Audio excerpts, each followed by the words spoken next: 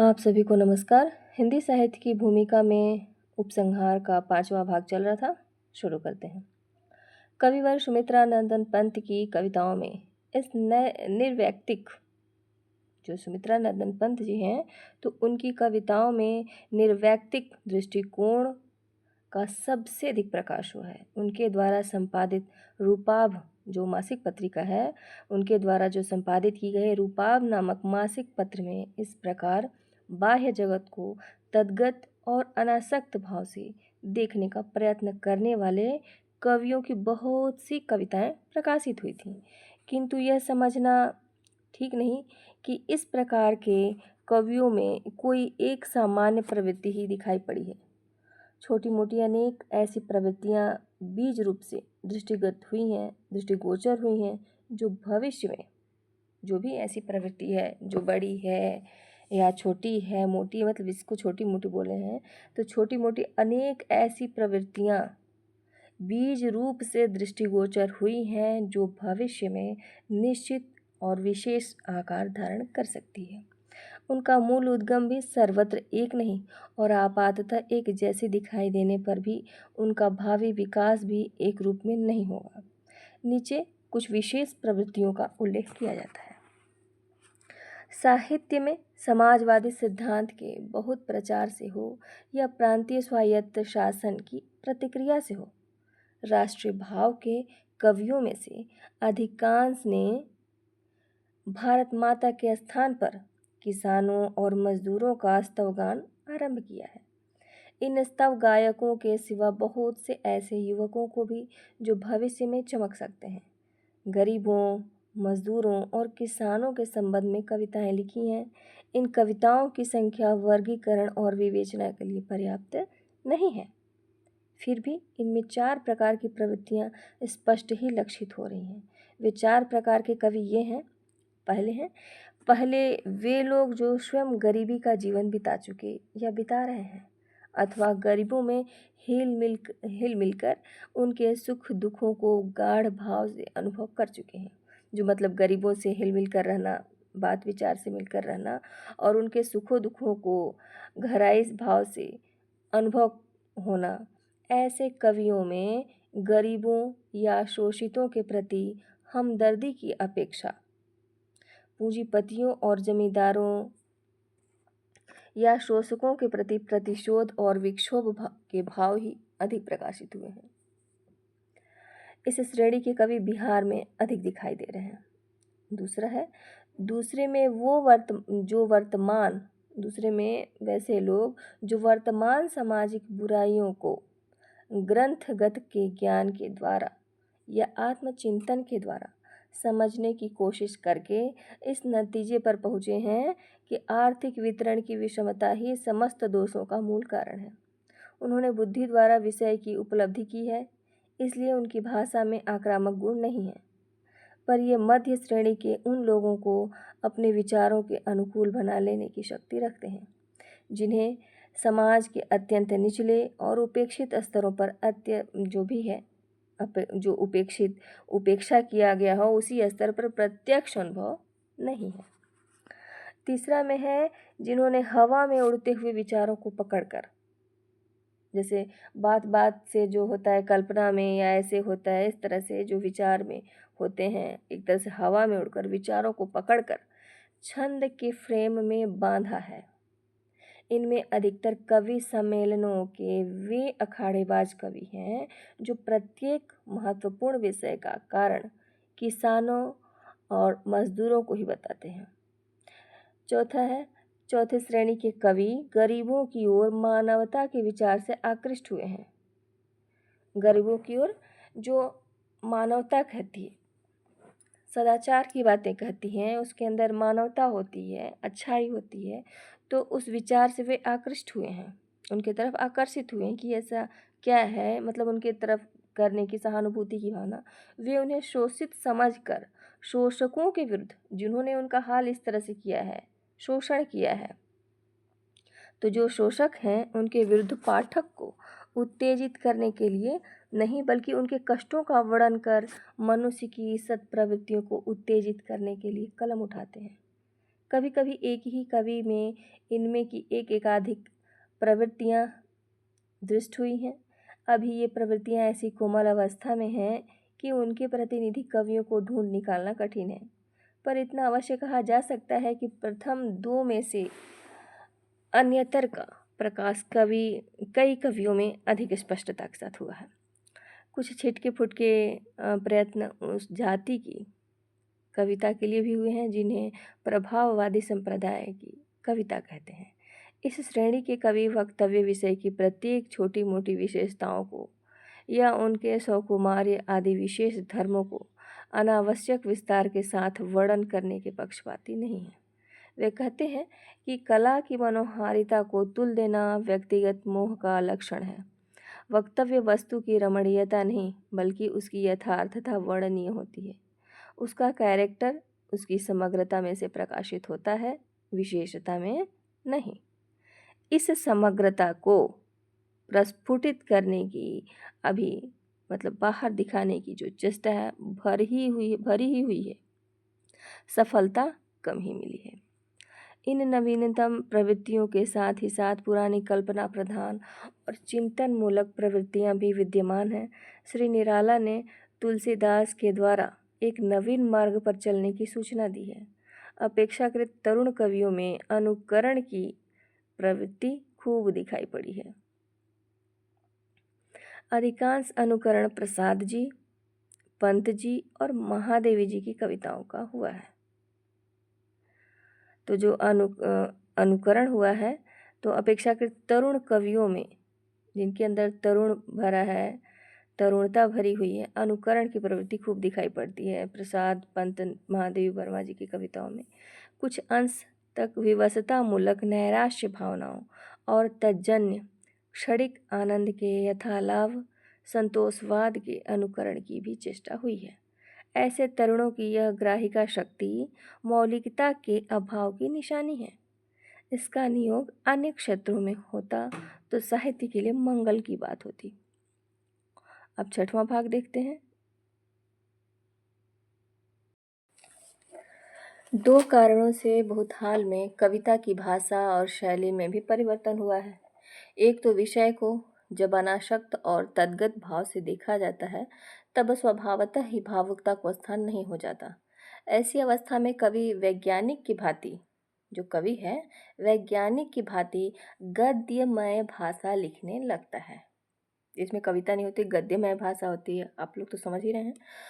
दूसरे, विषय की नवीनता को संपूर्ण रूप से, विषय की जो नवीनता है संपूर्ण रूप से अनुभव कराने के लिए कवि लोग जानबूझकर ऐसी भाषा और शैली का व्यवहार करते हैं जो पाठक के मन को इस प्रकार झकझोर दे कि उस पर से प्राचीनता के संस्कार झड़ जाएं। वे ऐसी उपमाओं, ऐसे रूपकों और ऐसे वक्रोक्तियों का व्यवहार करते हैं जो केवल नवीन ही नहीं अद्भुत भी जचे।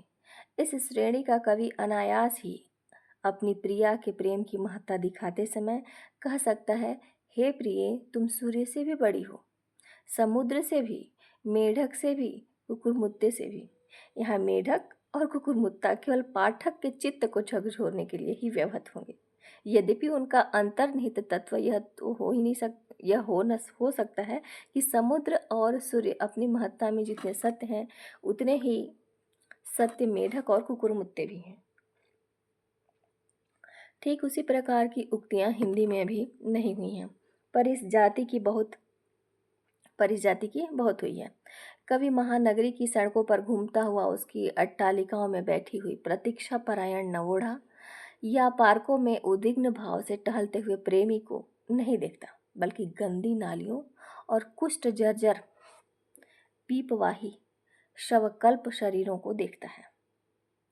सिद्धांततः उसकी दृष्टि में नवोढ़ा मतलब नए लोग या उद्विग्न जो अपने प्रेम के लिए एकदम उद्विग्न हैं, उन प्रेमी अपने आप में जितने सत्य हैं उतने ही सत्य गंदी नाली और दुर्गंधित शरीर भी है।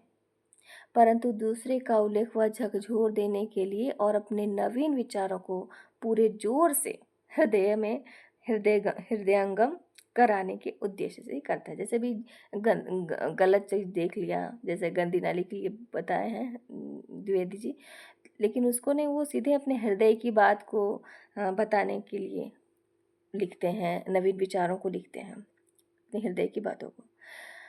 इन दो बातों के सिवा जिन निर्व्यक्तिक कवियों का लक्ष्य अपनी कविता को अपढ़ जनता तक पहुंचाना है, जो निर्व्यक्तिक कवियों का लक्ष्य है अपनी कविता को अपढ़ जनता, जो पढ़े लिखे नहीं हैं, उन जनता तक पहुंचाना है, उनकी भाषा में भी सरलता की प्रवृत्ति जो है, सरल भाषा की प्रवृत्ति दिखाई देती है। पुराने रास्ते पर चलने वाले कवियों की भाषा में, जो पुराने रास्ते पर चले आ रहे हैं, उनकी कवियों की जो भाषा है, उन कवियों की जो भाषा है, कोई खास परिवर्तन तो नहीं हुआ, पर लाक्षणिक वक्रता का ह्रास होते हुआ जान पड़ता है। आधुनिक हिंदी कविता की भाषा पर विचार करते समय, जो आधुनिकता वाली जो भाषा है, हिंदी कविता है, तो उसकी भाषा पर विचार करते समय जो बात सबसे अधिक उल्लेख योग्य है वह यह है कि अत्यधिक प्रचारित और विज्ञापित होने पर भी वह अधिकांश में हिंदी जानने वाले पाठकों के बहुत नज़दीक नहीं आ सकी है। इसका कारण यह जान पड़ता है कि कवियों की प्रेरणा अधिकांश में विदेशी माध्यम के द्वारा आती है, और जो शास्त्र आधुनिक युग के मनुष्य को प्रभावित कर रहे हैं, उनकी बहुत कम चर्चा हिंदी भाषा में हुई है। मतलब कि जो भी शास्त्र आधुनिक युग के मनुष्य को प्रभावित कर रहे हैं, उनकी चर्चा भी बहुत कम हुई है, हिंदी भाषा में बहुत कम हुई है।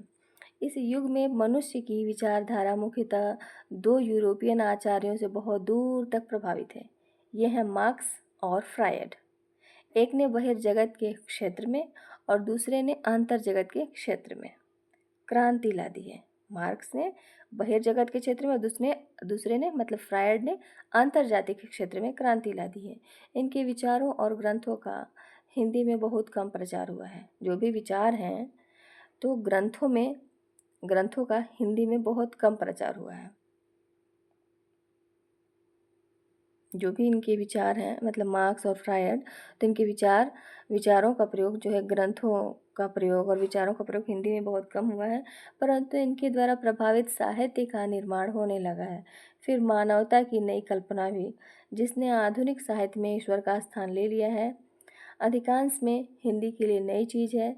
यह प्राचीन विश्व मैत्री के आदर्श से पूर्णतः भिन्न है, जिसमें आब्रह्माय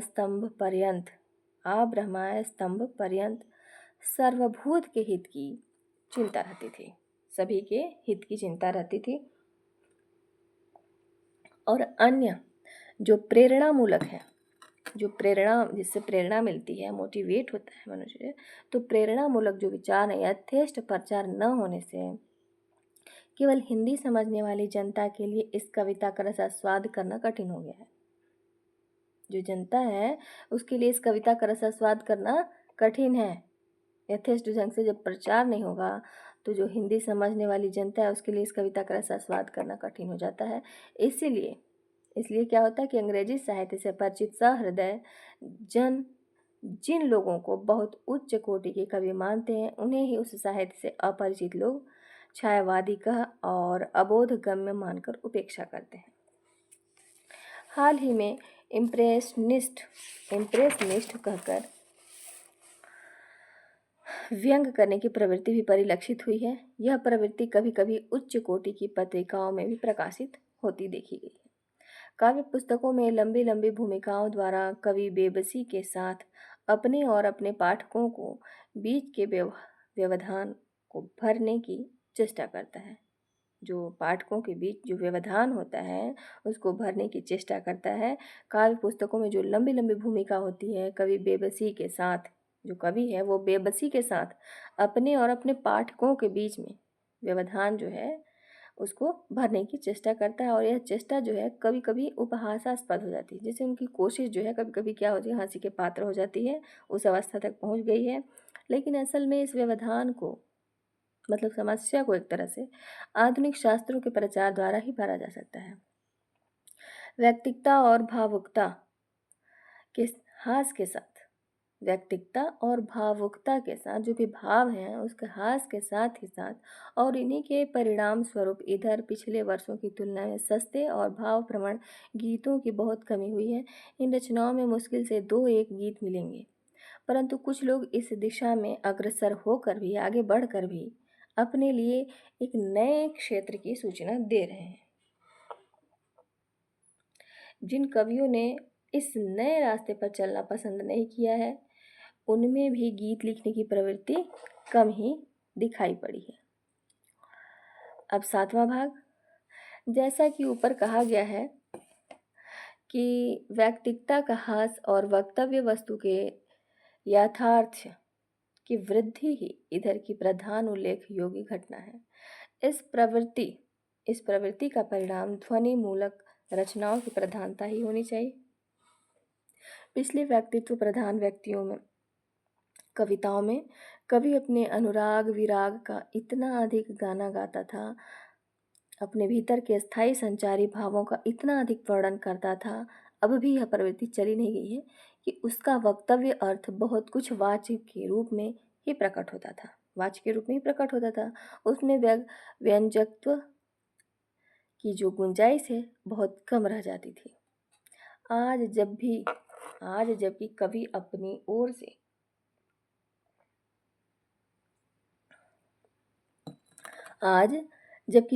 ओर से यथासंभव कम कहकर वस्तु के यथार्थ को समझने की चेष्टा कर रहा है, व्यंग्यार्थ कमेंटबाजी करना मतलब उसके लिए प्रधान होना उचित था।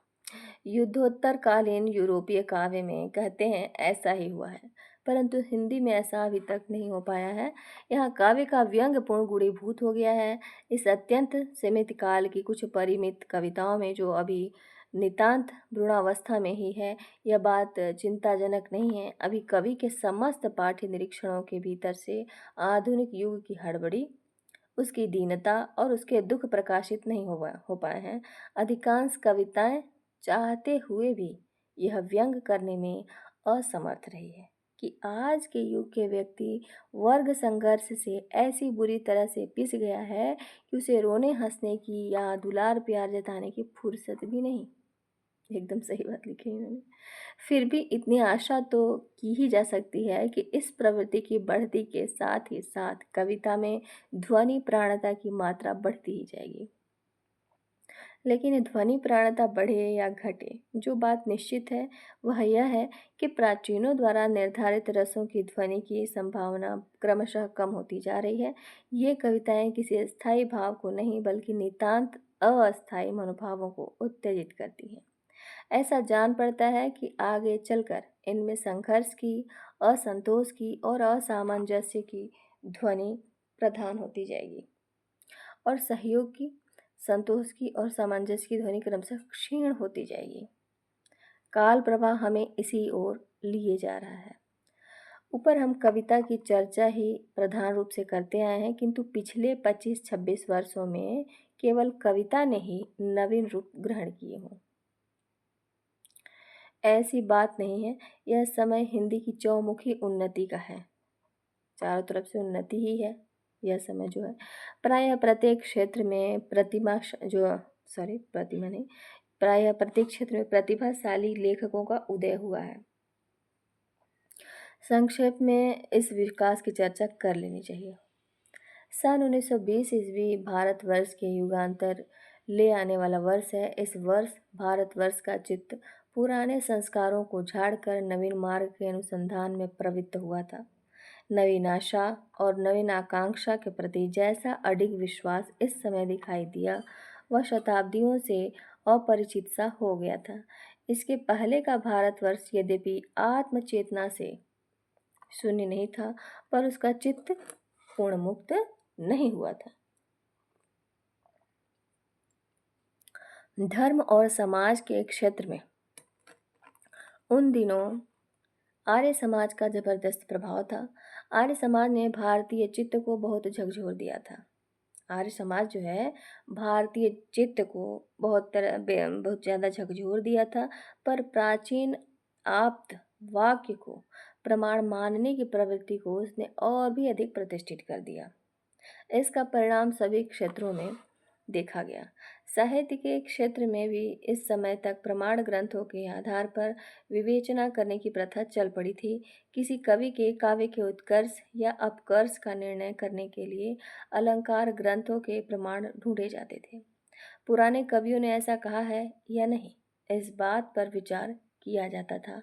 पुराने शास्त्रों में ऐसा कहना अच्छा समझा गया है या बुरा, इस पर शास्त्रार्थ किया जाता था किया जाता या और किया जाता या और तब कहीं अच्छाई या बुराई पर फैसला दिया जाता था।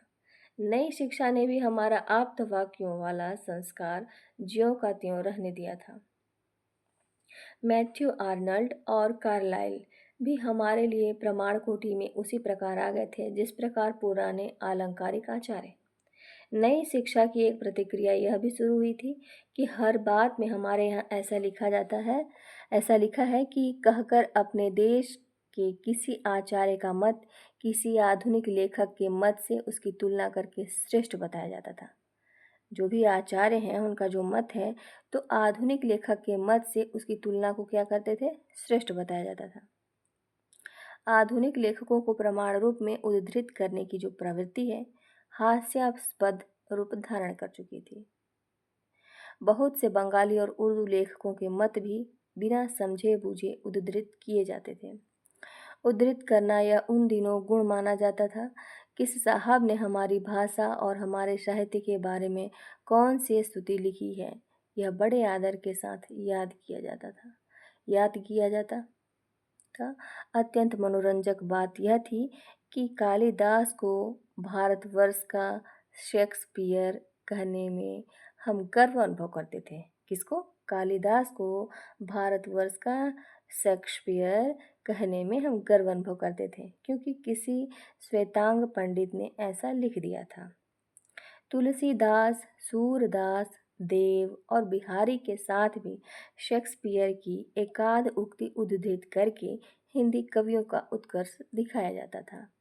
भारतवर्ष मानो दीर्घ निद्रा के बाद, लंबी नींद के बाद उठकर नवीन आलोक की ओर देख रहा था कि नई रोशनियां हो रही है। कभी कभी उसके मन में संदेह का उदय होता था, कभी आशा का संचार होता था। हर नई वस्तु को देखने के बाद वह एक बार अपनी पुरानी याददाश्त पर जोर डाल देता था। वह जान लेना चाहता था कि जो कुछ वह नया देख रहा है वह उसके पुराने अनुभवों के विरुद्ध तो नहीं है। पुराना वैभव उसे अभिभूत किए हुए था और नवीन बातों को अस्वीकार करने का कोई उपाय न था। इन दिनों प्रायः प्रतिवर्ष भूगर्भ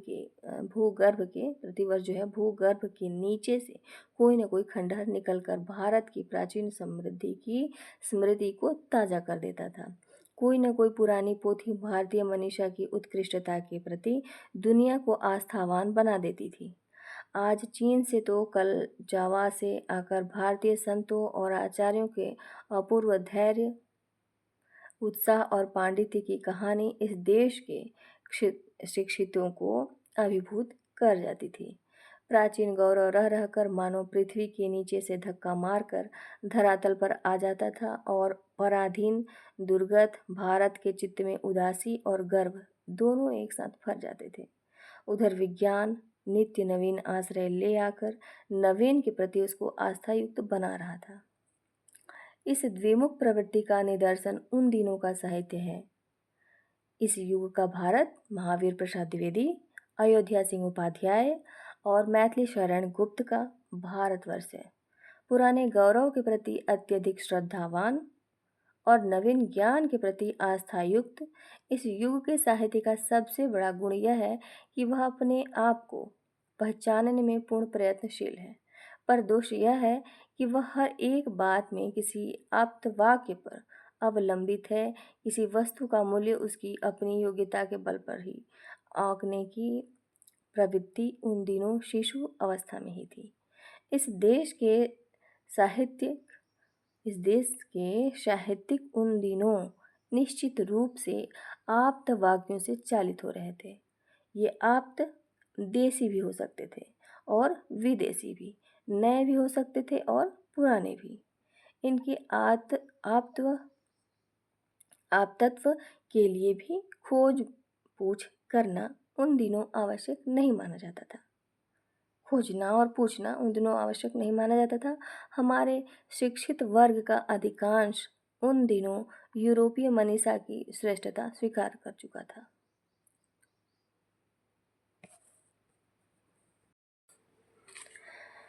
अचानक यूरोप का प्रथम महायुद्ध आंधी की तरह आया और यूरोपीय श्रेष्ठता को अपने प्रचंड वेगों में बहा ले गया। देखा गया कि सारी बड़ी बड़ी बातों के बावजूद भी मनुष्य सर्वत्र मनुष्य ही है। यूरोप के राष्ट्रीय संगठन वस्तुतः दुनिया को लूटने के लिए परस्पर प्रतिस्पर्धी है। हम यह समझ बैठे थे कि हम में संगठन की क्षमता ही नहीं है।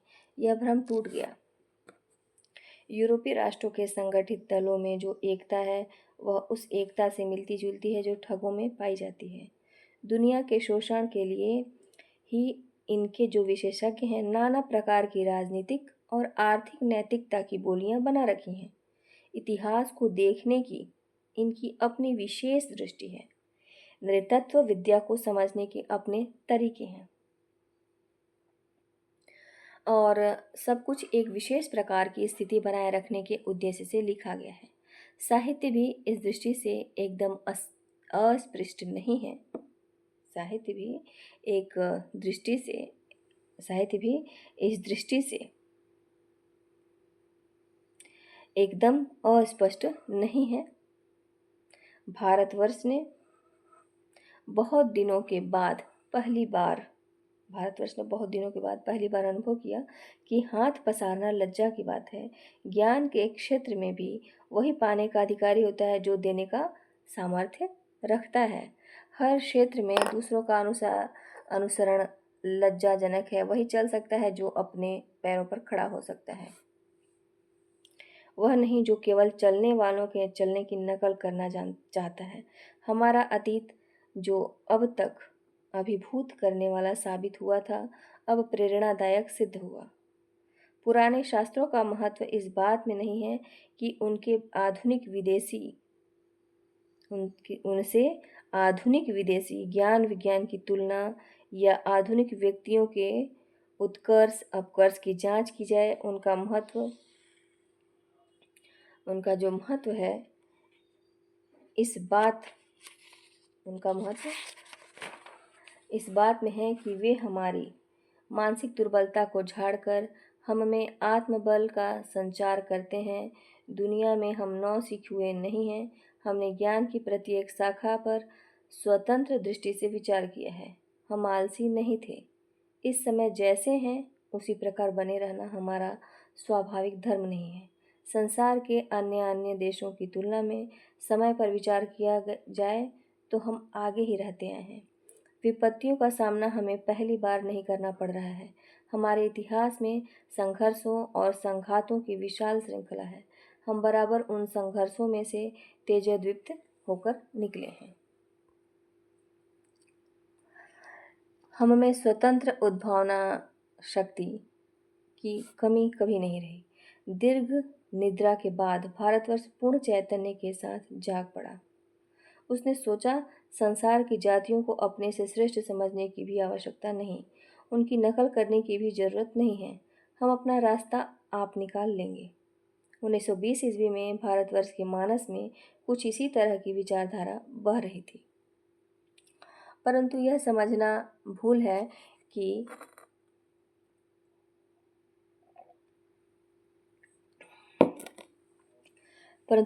भूल है कि अनुध्यात मार्ग सदा अनुध्यात मार्ग होता है। अनुध्यात मार्ग जो है क्या होता है? सदा ही अनुध्यात मार्ग होता है। कार्य क्षेत्र में उतरने पर नाना भांति की वस्तु स्थिति अनुध्यात मार्ग बदलने को विवश करती है। इंजीनियर गाड़ी के चक्कों को देखकर गंतव्य तक पहुंचने का जो हिसाब बताता है वह सड़क की उबड़ खाबड़ विषमताओं के कारण बाधित होता है। भारतवर्ष जिस रास्ते 1920 ईस्वी में जाने की सोच रहा था उस रास्ते पूर्ण रूप से नहीं जा सका। भीतरी कमजोरियां थीं और बाहरी बाधाएं कम नहीं थी। फिर भी इस वर्ष का महत्व है, और वह यह कि इस बार भारतवर्ष ने अपनी आंखों से दुनिया को देखने का संकल्प किया। यह काल 3 मोटे विभागों में बांट लिया जा सकता है। 1920 से 1930 ईस्वी तक का समय पुराने संस्कारों के प्रति विद्रोह और नवीन संस्कारों के बीजारोपण का समय है। इस काल में बहुत से पुराने कवि और लेखक अपनी लेखनी चला रहे थे, पर उनमें से बहुत थोड़ों ने नेतृत्व किया। जिन पुराने पंडितों और कवियों ने नेतृत्व किया, उनमें युग धर्म को पहचानने की अपूर्व क्षमता थी। थोड़े से ही नाम ऐसे लिए जा सकते हैं जो 1920 ईस्वी के पहले ही ज्ञात थे और बाद में भी नेतृत्व के उपयुक्त थे। सबसे प्रमुख ये 3 हैं: रामचंद्र शुक्ल, प्रेमचंद और प्रसाद। बाबू श्याम सुंदर दास का नाम इस प्रसंग में जानबूझकर हम छोड़ रहे हैं, आगे उनकी चर्चा की जाएगी। यहाँ उन लोगों के नाम लिए जा रहे हैं जो उस विशेष प्रवृत्ति के प्रतिनिधि थे जो हमारी आलोच्य हैं, अर्थात ये लोग पुराने संस्कारों के प्रति विद्रोह और नवीन संस्कारों के बीजारोपण में सक्रिय भाग लेने वाले थे। सन 1920 के पूर्व उनके नाम कदाचित, क्वचित, कदाचित ही सुनाई पड़ते हैं। काव्य के क्षेत्र में सियाराम शरण गुप्त, निराला, पंत, महादेवी वर्मा ऐसे ही हैं। उपन्यास के क्षेत्र में जैनेन्द्र कुमार एकमात्र उल्लेख जान पड़ते हैं। ऊपर जिन 3 नामों की चर्चा आई है, उन्हें और दर्जनों नाम से चुन लेने का कारण बताना आवश्यक है। रामचंद्र शुक्ल हमारे आलोच्य काल के पहले से ही लिखते चले आ रहे हैं, पर उनकी सर्वोत्तम कृतियां इसी काल की हैं। भारतीय काव्यालोचन शास्त्र का इतना गंभीर और स्वतंत्र विचारक हिंदी में तो दूसरा हुआ ही नहीं। अन्य भारतीय भाषाओं में भी हुआ है या नहीं, ठीक नहीं कह सकते, शायद नहीं हुआ। अलंकार शास्त्र के प्रत्येक अंग पर उन्होंने सूक्ष्म विचार किया था। शब्द शक्ति, गुणदोष, अलंकार विधान, रस आदि सभी विषयों पर उनका अपना सुचिंतित मत था। वे प्राचीन भारतीय अलंकारिकों को खूब समझते थे, पर उनका अंधानुकरण करने वाले नहीं थे। रामचंद्र शुक्ल से सर्वत्र सहमत होना संभव नहीं। वे इतने गंभीर और कठोर थे कि उनके वक्तव्यों की सरसता उनकी बुद्धि की आंच से सूख जाती थी और उनके मतों का लचीलापन जाता रहता था। आपको या तो हाँ कहना पड़ेगा या ना, बीच में खड़े होने का कोई उपाय नहीं। उनका अपना मत 16 आने अपना है। वे तनकर कहते हैं, मैं ऐसा मानता हूँ, तुम्हारे मानने न मानने की मुझे परवाह नहीं। फिर भी शुक्ल जी से प्रभावित हूँ। शुक्ल जी प्रभावित करते हैं, उनसे प्रभावित हूँ। नया लेखक उनसे डरता है, पुराना घबराता है। पंडित सिर हिलाता है, वे पुरानी गुलामी पसंद नहीं करते और नवीन की गुलामी तो उनके लिए एकदम असह्य है। शुक्ल जी इस बात में बड़े हैं और इसी जगह उनकी कमजोरी है। यदि किसी को उन्होंने एक बार नवीनता की गुलामी करते देख लिया तो फिर दीर्घ काल तक वह उनके अविश्वास का पात्र बना रहा। दूसरा है, प्रेमचंद हिंदी कथा साहित्य की प्रौढ़ता के सबूत हैं। उन्होंने अतीत गौरव का पुराना राग नहीं गाया। वे ईमानदारी के साथ अपनी वर्तमान अवस्था का विश्लेषण करते रहे। उन्होंने अपनी आंखों समाज को देखा था। वे इस नतीजे पर पहुंचे थे कि बंधन भीतर का है, बंधन भीतर का है, बाहर का नहीं। बाहरी बंधन भी 2 प्रकार के हैं। बाहरी बंधन जो है 2 प्रकार के हैं, भूतकाल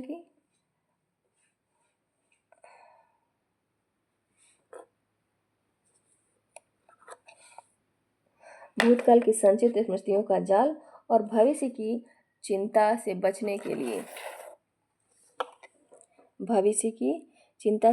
के लिए संग्रहित जड़ संभार। एक का नाम है संस्कृति, दूसरे का नाम है संपत्ति। एक का रथवाहक धर्म है, दूसरे का राजनीतिक है। अपने एक मौजी पात्र के मुंह से गोदान में उन्होंने कहलवाया है, मैं भूत की चिंता नहीं करता, भविष्य की परवाह नहीं करता। भविष्य की चिंता हमें कायर बना देती है। भूत का भार हमारी कमर तोड़ देता है, हम में जीवन की शक्ति इतनी कम है कि भूत और भविष्य में फैला देने से वह और भी क्षीण हो जाती है। हम व्यर्थ का भार अपने ऊपर लाद कर रूढ़ियों और विश्वास तथा इतिहासों के मलबे के नीचे दबे पड़े हैं, उठने का नाम नहीं लेते। प्रेमचंद का यह विश्वास ही उनकी विशेषता है। उन्होंने बड़ी ईमानदारी और गहराई के साथ अपना विशेष दृष्टिकोण जो है उपस्थित किया है।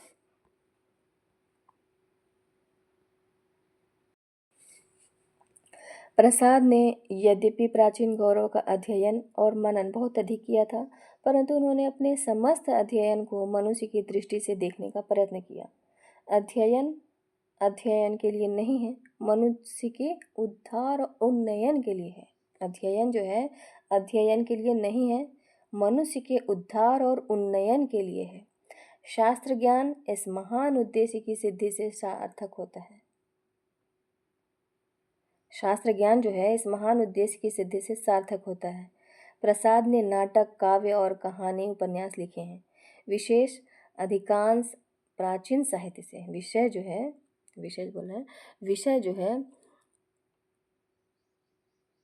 विषय अधिकांश प्राचीन साहित्य से लिए हैं, पर सबको जो भी उनका विषय है प्रसाद जी का, वो अधिकांश रूप से प्राचीन साहित्य से लिए हैं, पर सबको नवीन बीजारोपण में विनियुक्त किया है। यह बात ध्यान देने की है कि प्रसाद जी ने हमारे आलोच्य काल में अपनी भाषा और प्रकाशन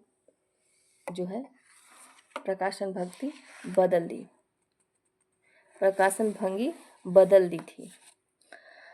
अब तक हम भाषा के स्वरूप के विषय में झगड़ रहे थे। पंडित महावीर प्रसाद द्विवेदी जैसे पुरुष और ईमानदार व्यक्ति के हाथों भाषा परिमार्जित और परिष्कृत हो चुकी थी। हिंदी गद्य सब कुछ को आत्मसात और अभिव्यक्त करने की आकांक्षा लेकर आगे बढ़ा। इस काल में मनुष्य की व्यक्तित्वता ने निश्चित रूप से साहित्य में स्थान पाया। वह दिन सचमुच ही हिंदी की कविता की मुक्ति का दिन था, जब कवि ने परिपाटी विहित रसज्ञता और रूढ़ि समर्पित काव्य कला को साथ ही चुनौती दी। मर्यादा विषयक अज्ञान और उपेक्षा दोनों ने उसकी मुक्ति में सहायता दी। यद्यपि वह मुक्त होकर ठीक रास्ते नहीं गया, पर मुक्त वह निस्संदेह हो गया। पुराने पंडितों ने झुंझलाकर रोष प्रकट किया, मजाक उड़ाया, भद्दे भद्दे नाम लेकर उसे हतोत्साह करना चाहा। पुराने शास्त्रों के जटिल तर्कों की अवतारणा करके उसे डराना चाहा, पर वह इनसे विचलित नहीं हुआ। प्रसाद, निराला, पंत, सियाराम शरण गुप्त, महादेवी वर्मा आदि कवियों ने रूढ़ि मुक्त होकर अपनी बात कही। साहित्यकार का ध्यान ईश्वर की ओर ईश्वर से हट करके मानवता की ओर गया। साहित्यकार का जो ध्यान था कभी ईश्वर की तरफ तो उससे हट कर कभी क्या हुआ, मानवता की ओर गया। भजन पूजन के स्थान पर पीड़ित मानवता के प्रति सहानुभूति का भाव प्रतिष्ठित हुआ। प्रकृति केवल उद्दीपन सामग्री न रहकर मनुष्य की सहधर्मशिला बन गई। प्राचीन धार्मिक विश्वास, कर्मफल की अवश्यंभाविता, पूर्व और परजन्म आदि जिसने कवियों को इस संसार को सामंजस्यपूर्ण विधान के अनुकूल देखने की दृष्टि दी थी, शिथिल हो गया और कवि प्रत्येक वस्तु को अपनी दृष्टि से देखने का प्रयास करने लगे। पुराने भारतीय साहित्य में समाज व्यवस्था के प्रति तीव्र असंतोष के भाव नहीं थे। इस काल में वे जमकर प्रकट होने लगे, परंतु प्रथम 10 वर्षों तक साहित्य में यह बात अभाव रूप में दिखाई दी। कवि ने प्रश्न भरी दृष्टि से दुनिया को देखा सही, परंतु उसका अपना विश्वास ऊपर नहीं आया। संभवतः वह अब भी उस बीज की भांति जो अंकुर का पूर्व रूप होता है, फूलकर केवल फटने की अवस्था में था।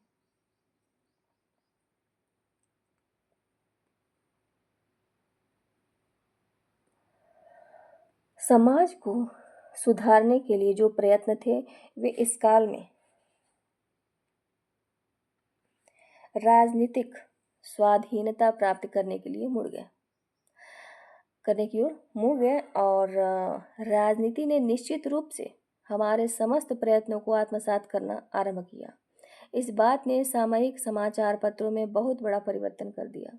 इस काल में हिंदी में कुछ इतने महत्वपूर्ण पत्रकार पैदा हुए जो दीर्घकाल तक याद किए जाएंगे। बुद्धिगत प्रौढ़ता के साथ साथ चरित्रगत दृढ़ता ने इस पत्रकारों को बड़ी सफलता दी। गणेश शंकर विद्यार्थी गणेश शंकर विद्यार्थी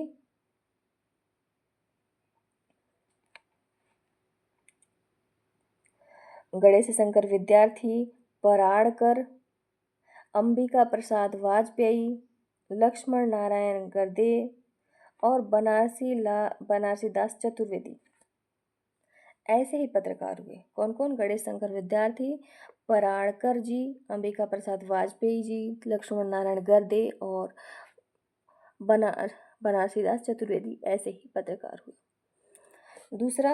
दूसरा काल सन 1930 से वर्तमान महायुद्ध के आरंभ तक माना जा सकता है। इस काल में असंतोष ने भी निश्चित रूप ग्रहण किया और साथ ही नवीन रचनात्मक विचारधाराएं भी उद्भूत हुई। पुरानी सामाजिक व्यवस्था, उसका आर्थिक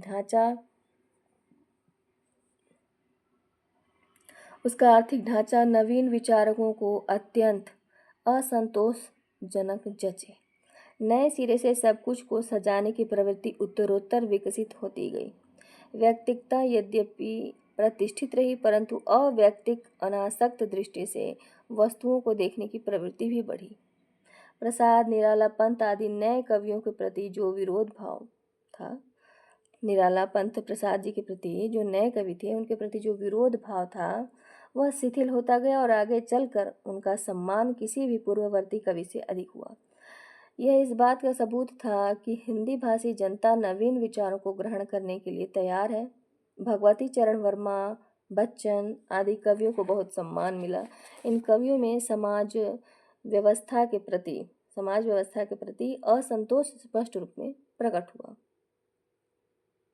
इन कवियों में जो समाज व्यवस्था के प्रति जो भी था भाव असंतोष रूप में प्रकट हुआ। प्रसाद, महादेव और पंत ने इस काल में अपने नवीन विचारों को मूर्त रूप दिया। सभी नवीन कवियों को एक ही नाम देकर जो गलती की गई थी वह अब प्रकट हुई। कहानी और उपन्यास के क्षेत्र में जैनेन्द्र कुमार अज्ञेय, चंद्रगुप्त यशपाल आदि ने केवल असंतोष की भावना को ही नहीं उकसाया, अपने रचनात्मक सुझाव भी उपस्थित किए। कुछ थोड़े से अपवादों को छोड़कर अधिकांश प्रवृत्ति समाजवादी रही। बिहार में दिनकर जी ने बहुत ही क्रांतिकारी गान गाए। शुरू में उनकी कविताओं में युवजनोचित कल्पना का प्राधान्य रहा, पर बाद में उनकी प्रवृत्ति भी नवयुग के अन्य कवियों के समान ही हो गई। इस काल में बिहार में कई प्रतिभाशाली कवियों का प्रादुर्भाव हुआ। नेपाली और आरसी प्रसाद सिंह ने अधिक कीर्ति प्राप्त की। नए नाटककारों में सेठ गोविंद दास, लक्ष्मी नारायण मिश्र और प्रेमी ने नए आदर्श उपस्थित किए।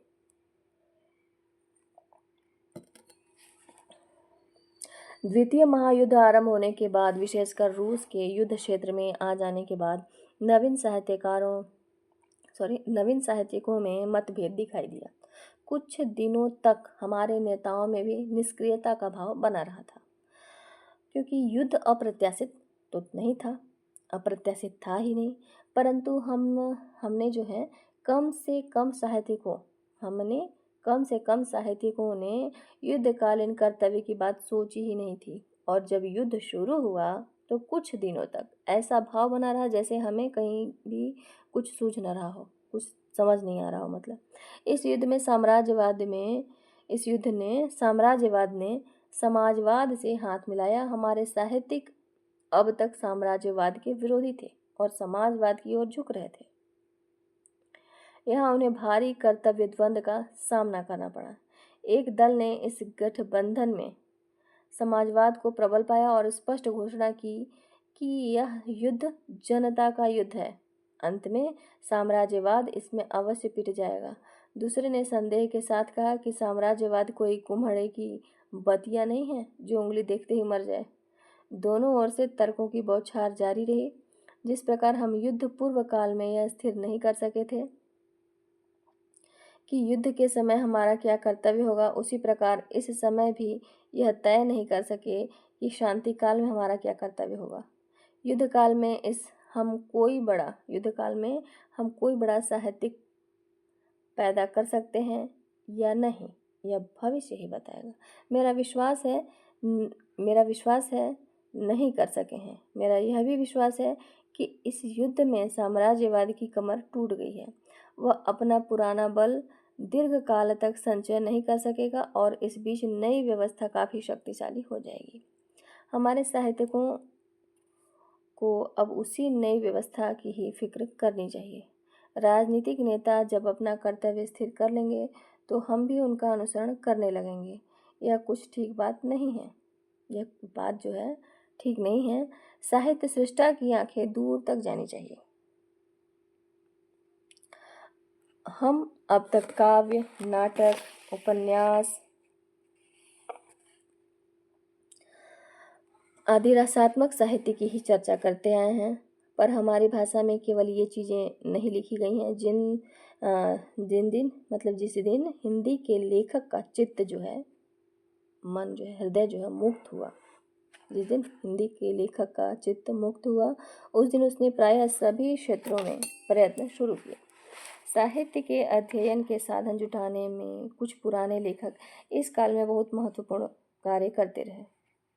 श्याम सुंदर दास, मिश्र बंधु, राम नरेश त्रिपाठी आदि के नाम बहुत दिनों तक याद किए जाएंगे। ग्रंथ संपादन इसके पहले कम ही हुआ था। इस काल में श्याम सुंदर दास के अतिरिक्त कई अन्य विद्वानों ने बड़े महत्व के ग्रंथ संपादित किए। ग्रंथ संपादन, शोध कर्म और ग्रंथ संचय जैसे महत्व के काम हिंदी भाषा के माध्यम से पहले हुए भी नहीं थे और लोगों ने इसका महत्व भी नहीं समझा था। इस काल में मुनि जिनविजय, रामचंद्र शुक्ल, राहुल सांकृत्यायन, आनंद कौशल्यानंद, धीरेन्द्र वर्मा, पीताम्बर दत्त बर्थवाल जैसे विद्वानों ने इन क्षेत्रों में महत्वपूर्ण कार्य किए। भाषा विज्ञान के अध्ययन में विशेष रस लिया जाने लगा। श्याम सुंदर दास, धीरेन्द्र वर्मा, मंगल देव शास्त्री आदि पंडितों ने इस विषय के उत्तम ग्रंथ लिखे। भारतीय इतिहास के क्षेत्र में ओझा जी पहले से ही अत्यंत महत्वपूर्ण कार्य कर रहे थे। हमारे आलोच्य काल में जयचंद विद्यालंकार ने मौलिक अनुसंधान किए। राहुल सांकृत्यायन और संपूर्णानंद जी जैसे मनीषियों ने तत्व विचार के क्षेत्र में महत्वपूर्ण ग्रंथ लिखे और भारतीय दर्शन के क्षेत्र में बलदेव उपाध्याय, देवराज आदि के ग्रंथ बहुत उपादेय हुए। कन्हैयालाल पोद्दार ने संस्कृत साहित्य का इतिहास भी लिखा। यद्यपि विज्ञान में हमारी भाषा ने कुछ नया नहीं दिया, तथापि इस क्षेत्र में भी अनेक कृति वैज्ञानिक ग्रंथ लिखते रहे। रामदास गौड़, फूलदेव सहाय वर्मा, गोरख प्रसाद, त्रिलोकीनाथ वर्मा, सत्य प्रकाश, महावीर प्रसाद आदि वैज्ञानिकों ने भिन्न भिन्न विषयों की बहुत उपयोगी पुस्तकें लिखी। इस प्रकार आज से 25 वर्ष पहले हिंदी ने जो सब कुछ को अपनी आंखों देखने की दृष्टि पाने का यत्न आरंभ किया था, उसमें बहुत कुछ सफल काम रही, परंतु यह सत्य है कि अभी तक इन अध्ययनों में उतनी मौलिकता नहीं आ पाई है जितनी की आशा की जानी चाहिए। हिंदी संसार की सर्वाधिक बोली जाने वाली 6-7 भाषाओं में से है। उसका विस्तार जितना अधिक है, उसकी आवश्यकताएं भी उतनी ही अधिक हैं। जितना कार्य हुआ वह संतोषजनक बिल्कुल नहीं है, पर आशाजनक अवश्य है। हमने मुक्त दृष्टि पाई है। हम संसार की प्रत्येक वस्तु को अपनी आंखों देखना चाहते हैं। यह कम नहीं है। यदि हम में सुबुद्धि उत्पन्न हो गई है तो चिंता की कोई बात नहीं, क्योंकि कुलीन जन की निर्धनता खलने वाली बात नहीं होती। उसकी बुद्धिहीनता या कुबुद्धि ही चिंता का कारण होती है। हम कुलीन हैं। हमारे पूर्वजों ने ज्ञान विज्ञान के प्रत्येक क्षेत्र में गंभीर चिंता की थी। हमारा पुराना साहित्य यद्यपि अधिकांश खो गया है, तो भी जितना है उतना ही अत्यंत विशाल और गहन है। हम में अगर आत्मचेतना आ गई है तो निराश होने का कोई कारण नहीं। ज्यों-ज्यों भारतवर्ष अंतर्राष्ट्रीय क्षेत्र में आलोचना का प्रधान विषय होता है, त्यों-त्यों उसे उसके यथार्थ रूप में जानने को प्रवृत्ति सारी दुनिया में, विशेषकर एशिया में बढ़ती गई है। इसलिए इसीलिए इसीलिए हिंदी अब भारतवर्ष की सीमा के बाहर भी पढ़ाई जाने लगी है। उनके विचारों के आधार पर भारतवर्ष की आशा आकांक्षा को समझने का प्रयत्न होने लगा है।